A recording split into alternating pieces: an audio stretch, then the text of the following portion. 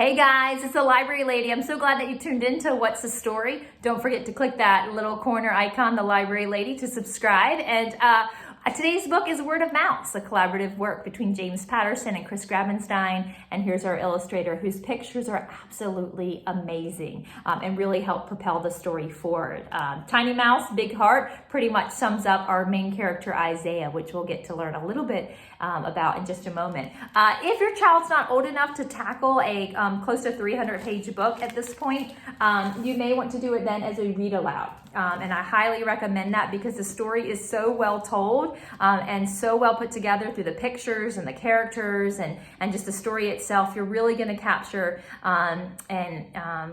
just suck your reader in through the read aloud. So definitely try it out if they're not able to read it on their own just yet. They always start off with a little quote, which I love. So it's a good opportunity to ask your child to kind of interpret the quote and what does it mean. And this is chapter 1. So we'll take a look at that and then get started with some ideas. So chapter 1's quote is, "The world is always biggest when you're small." Isaiah. My story starts on the day I lost my entire family. I'm running as fast as I can behind my big brothers and sisters, down the hall, past the mop bucket, toward the open door. We're escaping from a place that's foul and creepy and 100% horrible. It's also the only home my family and I have ever known. My brothers and sisters are leading the way to our freedom, all 96 of them. I'm the youngest, not to mention the smallest. All I have to do is tail after them, just like I always do. Wherever they lead, I will follow. I know it'll be a safer place, and better. It has to be. Abe says so. Winnie, too. We squeeze through that tiny crack between the door and the wall and enter the land of the giants. Outside. The place none of us have ever seen before. Have I mentioned how terrified I am? Oh no. A lumpy black mountain reeking of rancid vegetable blocks our way forward. It forces my family to split up, to scatter in all directions. "You guys," I cry, "wait up!" They can't wait. It's too dangerous. I try taking a shortcut to catch up with them. I run over the mountain. Bad idea. My right rear paw punches through something as thin as an eggshell. My leg plunges down into a slimy hole and I can't lift it out. This isn't a mountain. It's a big black plastic sack filled with garbage. "You guys?" My brothers and sisters have totally disappeared. And I'm trapped. So I do what I always do. I panic. "Help!" I yell. This escape was my big brother Benji's idea, but Benji's gone. So are Abe and Winnie. And I hear the heavy thuds of human shoes behind me. Someone's coming. I yank at my leg. It won't budge. I yank again. On the third yank, I finally tug my foot free. I need to run. I need to find my family, because without them, I don't have any idea where I'm supposed to go or what I'm supposed to do. On the other side of the garbage mountain, I skirt around a crumpled bag labeled DORITOS and reach a ledge. "Winnie? Abe?" I look around, can't see anybody, and then I look down. There's a 3-foot drop to a steel grate covering a dark tunnel. I close my eyes tight and leap. I land with a splash in a cold, scummy water. I hate when my feet get wet. "You guys," I call out. Did anyone else take the sewer drain? Anybody? Hello? No answer. Not even a squeak. Just my own voice echoing back at me. I've heard humans say, "Are you a man or are you a mouse?" when one of them is afraid and the other one needs him to be brave. Well, I'm definitely a mouse. My name is Isaiah. I have never been more frightened in my whole life, and that's saying something because my whole life has been one big fright fest. But it doesn't get any worse than this. I don't know where I am, and I've lost my family, or they lost me. Either way, for the first time in my life, I'm completely alone. And that's chapter 1. And I couldn't stop reading because I just am so drawn into the story. But the story is that, yes, Isaiah and his brothers have decided to escape from their laboratory. As you can see, he is alone now. And so he must face the world by himself. It's an unknown world, and he's not known to be the most brave, risk-taking kind of mouse. And so for him, this is really a big adventure. He's going to encounter some dangers, some obstacles, but he's also going to discover some good, and he's going to develop some great relationships, including befriending a girl named Haley. She finds out that he can actually spell and read some words. Remember, he's a mouse. And so he's able to do some very unique things. And so this tells his story. And like I said, it's a wonderful story, just woven together so greatly that I think any child is going to connect in some way to Isaiah or the things that happened to him, and the good lesson of that, exploring this unknown world, standing up for what you believe in, trying things when they're hard and persevering, all those great lessons that can come from things like that. So it's a fabulous book.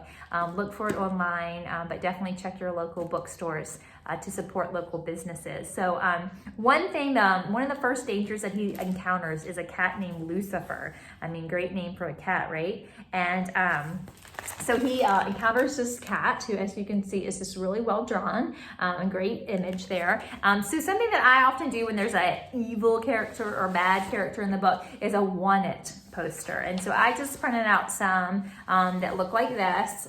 So you could do like a variety where you do a description and a picture, or one with maybe a little more detail, like the title, author, last scene, create a reward for them. And so you could put the cat on there and describe it. So that's a unique way to kind of get some character elements on a specific character, and that's a lot of fun. Now, since Isaiah is blue, if you are looking for some kind of art connection, you may want to explore the color wheel with your child and mixing colors. And of course, you know, a child at this level of reading most likely is going to know when you mix blue and yellow, you get green. But there's some other things that you can explore with colors and color wheels. And so teachkidsart.net has a great website and activities with mixing paints together. And so that may be just something fun to do with your child.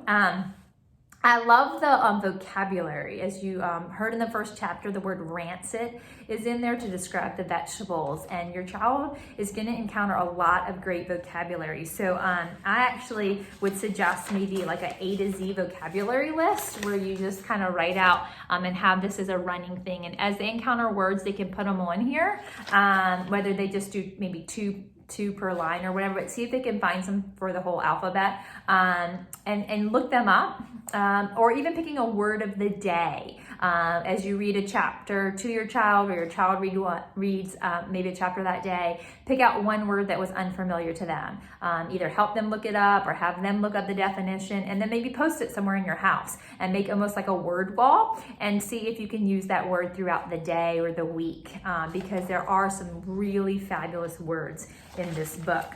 So that's another one. He also has a lot of alliteration and idioms and onomatopoeia. If you don't recall what those things mean, it's been a while since you last took your high school English class. Those are some great poetry terms, and so you may want to explore poetry with your child to look at some of those features with that and see how they can use them. Also, friendship is huge. Like I said, he befriends a girl named Haley, and I've shown this in one of my other videos where you could do a character sketch of your child's friend. So have your child pick out a friend that they have. You may just do a head. You can use a paper plate and put yarn on it. I mean, you could get as crafty as you are able. But what I was thinking is go ahead and illustrate, and then maybe put a little letter or description of things that your child loves about their friend. And especially if you're watching this during the COVID quarantines that many of us are facing, they could then mail this to their friend and just say, hey, I've been reading a great book that talks a lot about friendship, and I just wanted to tell you what a great friend you are. And I'm sure their friend would love getting some mail. So that is great too.